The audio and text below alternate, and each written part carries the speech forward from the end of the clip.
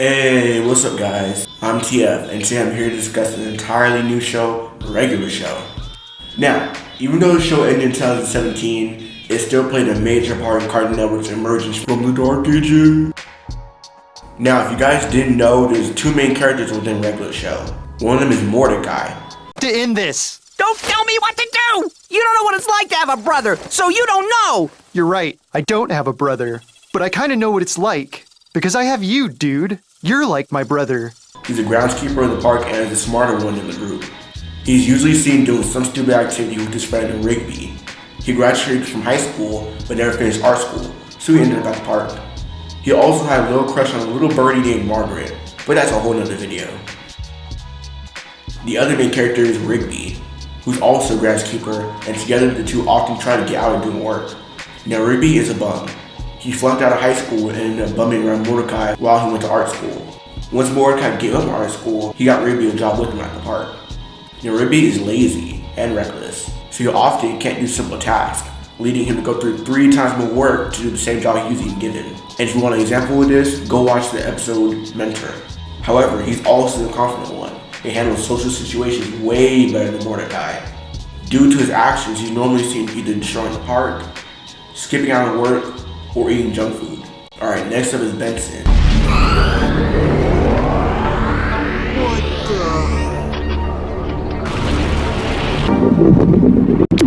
Yes, the screaming Super Saiyan gumball guy. He's the manager of the park, tasked with keeping the guys busy. He's always seen yelling at either Mordecai and Rigby, or just Rigby alone, for skipping out on work. Notice though, he never yells at Mordecai alone. And because of this, all the guys think Benson is just an uptight manager that has no chill. But that's wrong! Turns out Benson was the latest in the group. He toured in a famous band called Harris to the Throne as a professional drummer and invested his 20s into his drumming. But turns out his snake band members kicked him out in favor of a drumming machine. Thus, he became the uptight boss, knowing this was his only chance to making a stable life. Alright, the next character is Skips. Good stuff! So we spun and we spun and we spun and we spun. Then we skipped and we skipped and we skipped. Now Skips is a Yeti that has lived since the 1700s period. He gained immortality by vanquishing an evil god and is the park's most trusted groundskeeper and repairman. He is often looked up to by the guys since he is known to fix anything, whether that be a destroyed friendship, a virus-filled computer, or even literal stress. Point being, he gets around.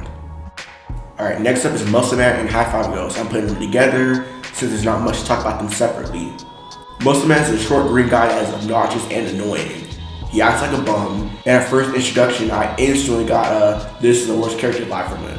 And 5 goes along with it because that's how he usually is. However, we learn about the past that both Muscle Man and High Five Girls share, making them a fan favorite duo. And our final guy is Pops. Now Pops was by far the weirdest character in the show, and for a good reason. For the longest time, we knew nothing about his origin like the others. So it was a major twist of the show to make him the main character for season 8, making the most important character from this moment on. But I'll get more into this later.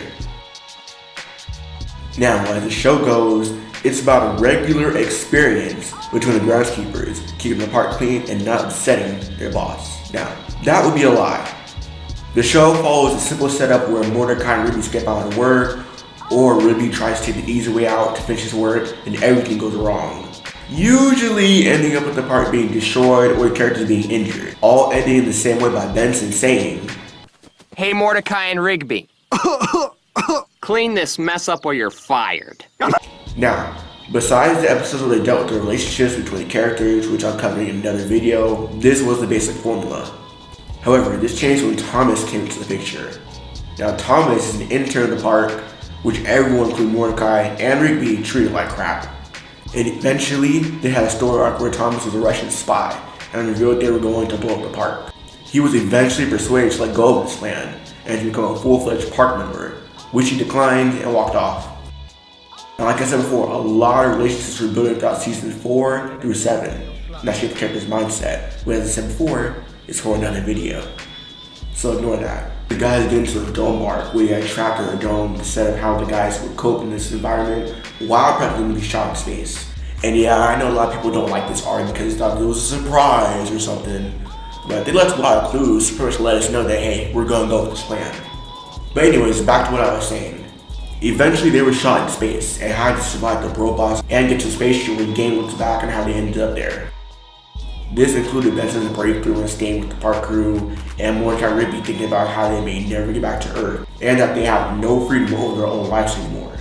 However, it turns out all of this was another setup for Pops to fight his brother Anti-Pops, who was born full of evil. So, the show makes Pops the main focus and took the park crew on space adventures to find out Pops' true origin and to bring out his powers. They finally succeeded in finding a master that can teach Pops, which he does, but in a classic training montage.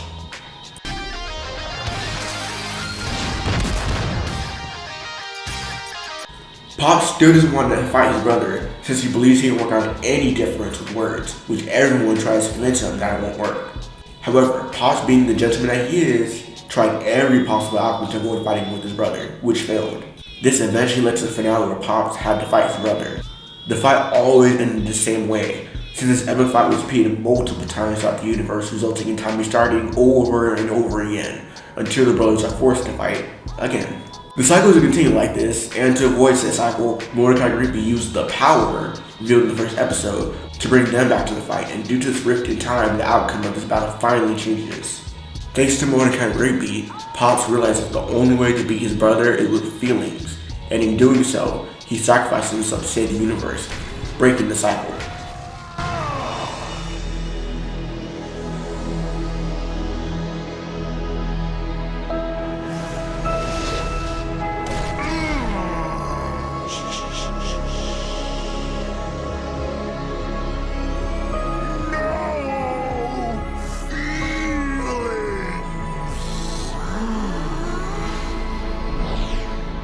All those one-star reviews, I wish I could take it all back.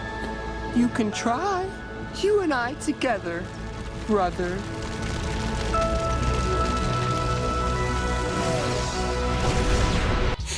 Truly brought a tear to my eye. After this, we see the park crew return to Earth and live out the rest of their lives.